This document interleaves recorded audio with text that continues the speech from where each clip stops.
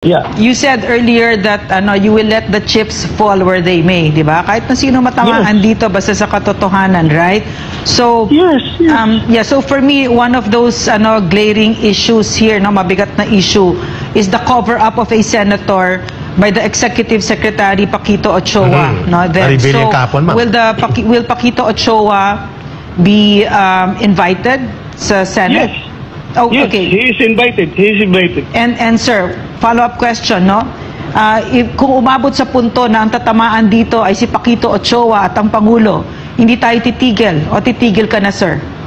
Wala tayong patuloy natin hangga't hindi natin cannot get to the bottom of it. Kasi sir, no? Tayo. Kasi sir, ang nababasa ko kasi sa comments, nagpe-play safe ka daw. Nagugulat ako sa ganong statements. You're playing safe because you're a re-electionist. To my mind, I want to ask you this question, no?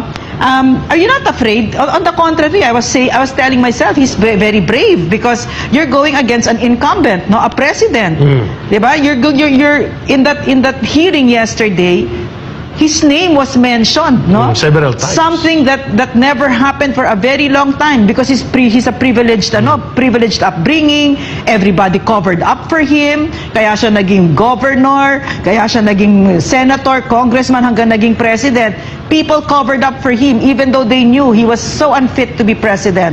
So my question to you here, sir, no? Hindi ka ba natatakot that you're going against an incumbent whose track record from the past 2 years that we've seen, no, is very ruthless towards his perceived political enemies, and he has a lot of money. In fact, the corruption right now is rampant and shameless. Hindi ka natatakot? Yes, your reaction, Senator Bato. I swear to God, hindi ako natatakot kahit sino man kahit na aabot pa ito investigasyon natin kay Joe Biden, kahit sino pang aabutan sa investigasyon natin, hindi pa ako natatakot because naniniwala ako na sabi ng ating konstitusyon na ang Kongreso, particularly ang Senado, ay co-equal branch of government. Correct. Ng Malacanang. Nobody can dictate us, nobody can intimidate us. Pareho lang po kami, co-equal branch of government. So, asahan po ninyo na hindi tayo magpapatakot, hindi tayo magpapa-intimidate, hindi tayo magpapa-influensya.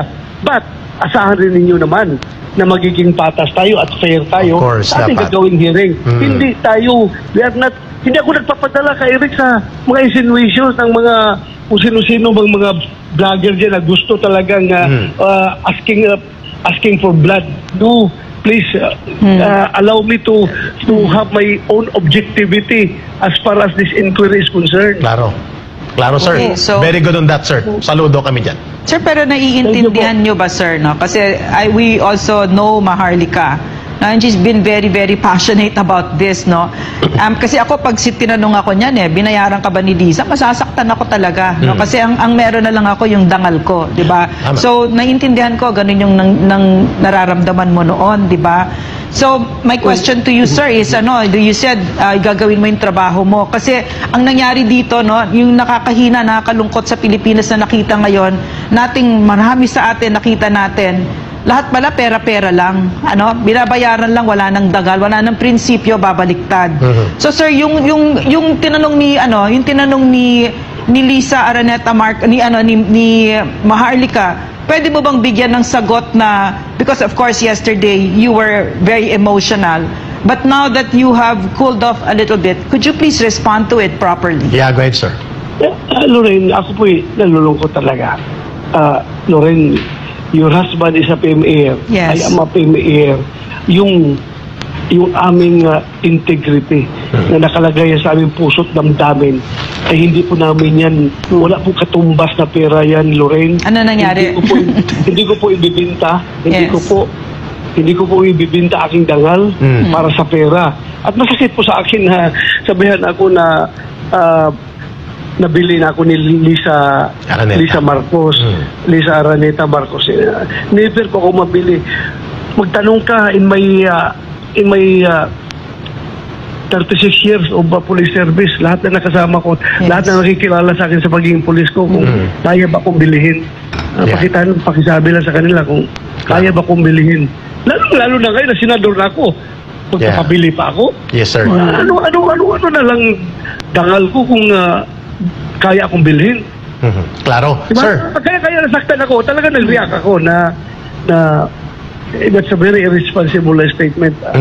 Ayaw kong palampasin, Eric, dahil Yes, sir. damay-damay niyan eh. Pag sabing nabili ka, ibig sabihin damay ng institusyon ng Senado, damay ng aking alma mater ng PMA na wala pala akong integrity kasi Tama. ang dami kong mga senior officers dyan nagmumonitor sa akin at galit na galit pag nakita nila na ako ay wala ng integrity. Kaya never po ako, pati ang pamilya ko, Correct. madadamay na dito pag integrity na ang pag-uusapan. Agree, sir. So, kaya ako nag-react na hindi talaga ako nagpapabili. Never ako mabili at never ako ma-intimidate.